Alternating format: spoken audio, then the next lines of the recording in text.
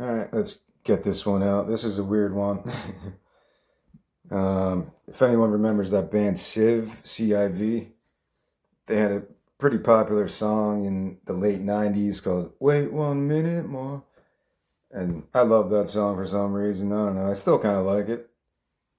But I just liked how it moved and the way the guy sang was really cool and interesting. So that was in my head when I wrote this.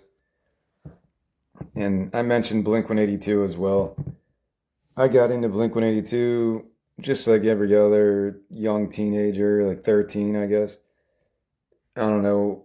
I think Damn It was on the radio and everyone was rocking Damn It.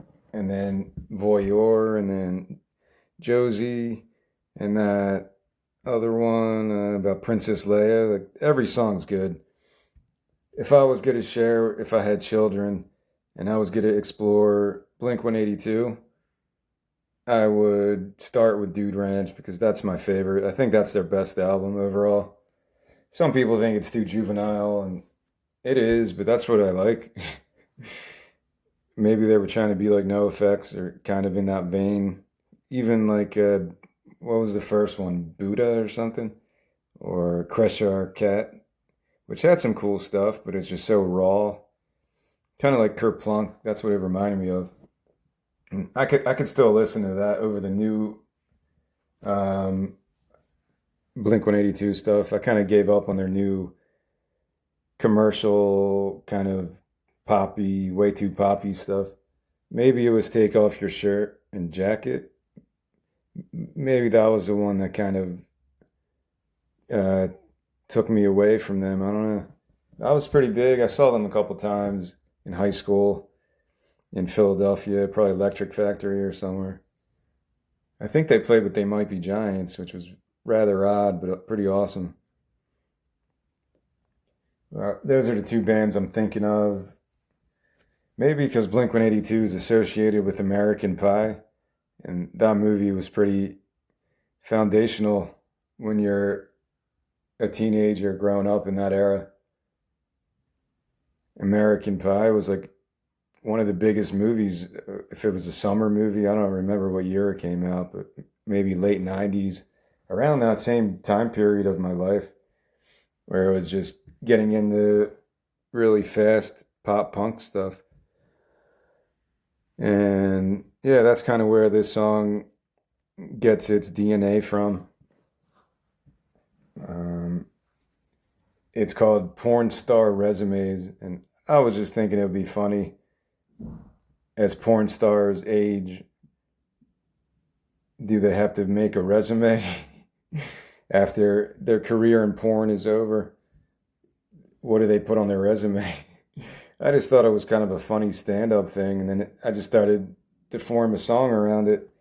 If you're a former porn star, I'm not meaning offense to you. Maybe you made enough money, you can invest it, just invest in real estate, and you don't have to get a normal job. For those, I don't know, porn stars that didn't plan ahead when they reach their 40s or 50s, if they don't do porn anymore, like where do they go? What do they do in their next career? It's interesting. Like I wouldn't judge someone if I was the one interviewing people for a job. I wouldn't care if it was a porn star. People need to, pay the bills, man. But that's basically where the song is coming from.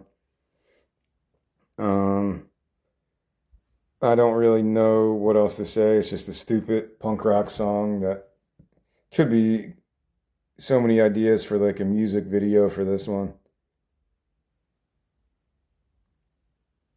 So it's a pretty fast song. The verses a little bit more slowed down than the other two songs I've done. Binary Coders and Why Are You Shooting at a Cow? This one is kind of spoken word too, because I think that Civ song, Wait 1 Minute More, had that spoken word. He was kind of singing too, but it was like singing, speaking. Dun, dun, dun, dun, dun, dun, dun. I don't remember. I'll share it. I'll share a lot of these influences so I can give thanks to these people. So let me try to sing this the best I can. I'm trying to remember how the verse kind of goes. It's kind of more darker texture to it, more of a maybe new wave type of feel, like Joy Division or something. Do porn stars keep resumes, creep within the idle crust, autographed anal beads, romantic schizophrenia, skill sets thusly include kung fu fucking and masturbatory countdowns. Yeah, I don't like how I did that. Do porn stars keep resumes, creep within the idle crust, autographed anal beads, romantic schizophrenia, skill sets thusly include kung fu fucking and masturbatory countdowns. And these tits, and these nuts, and these cheeks, and these thrusts, and those moans, and this whip, and these toes, and that cuck. So I'm trying to get through like the juxtaposition of this. The verses are kind of laid back a little, and then it goes into that really fast mosh pit inducing chorus. And these tits, and these nuts, and these cheeks, and these thrusts, and those moans, and this whip, and these toes, and that cuck. It's a cool like chorus that could be like a sing along type of chorus. So I'm thinking of older type of spoken word stuff. I don't know. The weirdest song just came in my head. Um, Reeling in the Years by Steely Dan. That's kind of spoken word too, the verses at least. But that's kind of where the song is. Let me try to get through the second verse too. I have a feeling that I'm going to have to change how the verses go when I figure out the music because I don't really know how to sing this yet. Do porn stars lie during job interviews or view them like a casting couch? Business suits like lingerie, sexual dependency. What better name to sell your worth? Brain no worky when permanently erect. Brain no worky when permanently erect. Yeah, a lot of these phrases are kind of hard to get a rhythm. So I'm going to have to edit this and edit some of these verse lines to make it come out easier. No pun intended. So then you go back to the chorus, and these tits, and these nuts, and these cheeks, and these thrusts, and those moans, and this whip, and these toes, and that cuck. And you can repeat that a couple times. This one could be really fun to do live. I picture a lot of audience participation. And that's basically the whole song. I see this album barely like 11, 12 minutes long, which is pretty cool, I think. Maybe just about 11 minutes long. That's kind of where I see the whole album for four songs that are barely 2.5, 3 minutes, if that. But there's space to put guitar parts and drum parts to kind of even a horn part for the second song.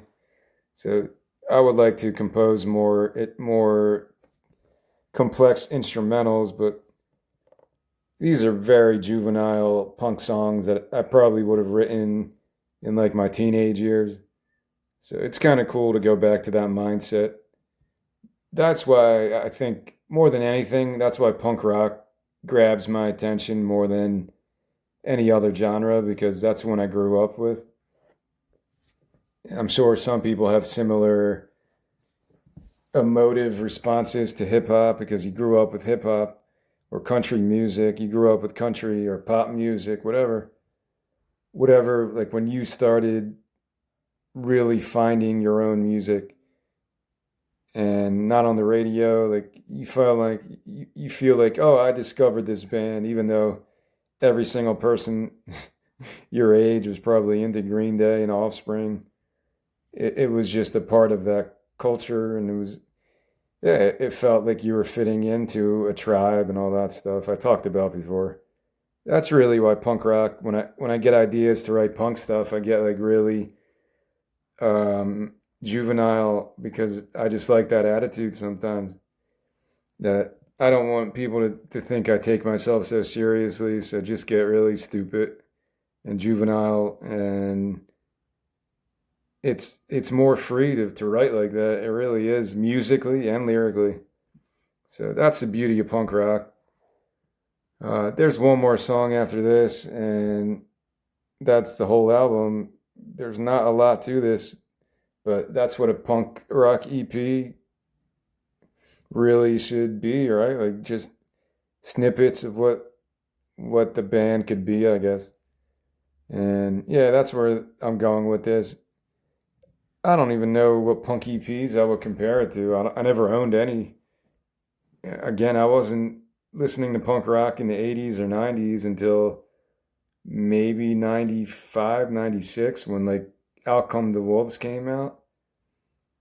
That was probably when I like, maybe that was the first like CD I bought. Or I think I had cassettes before that, like Bleach by Nirvana and Rage and Stranger Than Fiction. I think I had those on cassette, and Siamese Dream. I wish I saved the cassettes because I think I like cassettes more than anything. If I was on a desert island and I could only have one music format, it would definitely not be vinyl.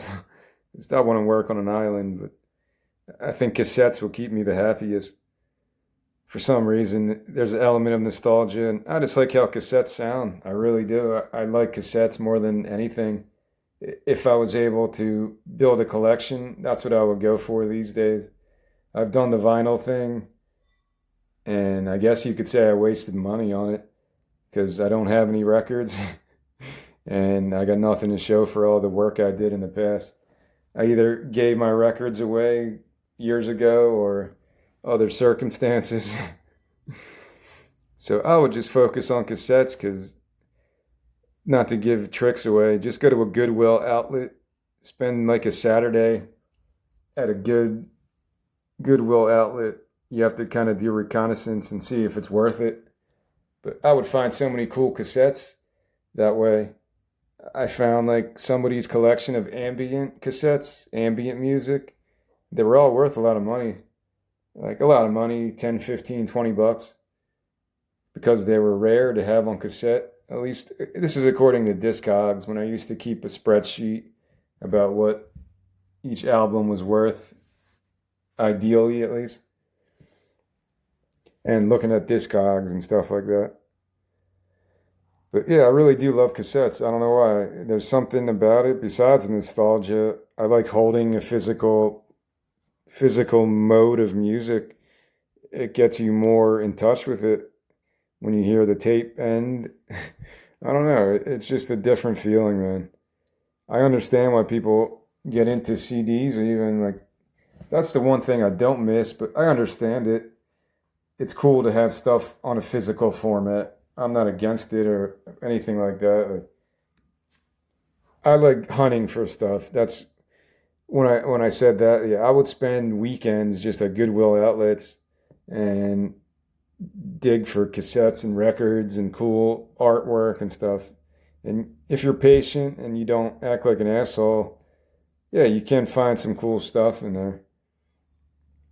So I would recommend people who enjoy that, yeah, do that one Saturday, see if it pays off or not. Yeah, I found some cool stuff. I found like a Joni Mitchell Blue original at the bottom of some disgusting Goodwill bin. I found this Mozart album that was like this really rare collectible classical album from like 57. I forget the name of it. It was ended up being worth like $1,500. There was a lot of shit like that I found just digging in disgusting Goodwill bins at a Goodwill outlet.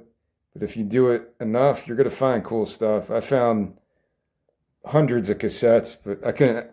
After a while, I would just like, I can't buy all this stuff.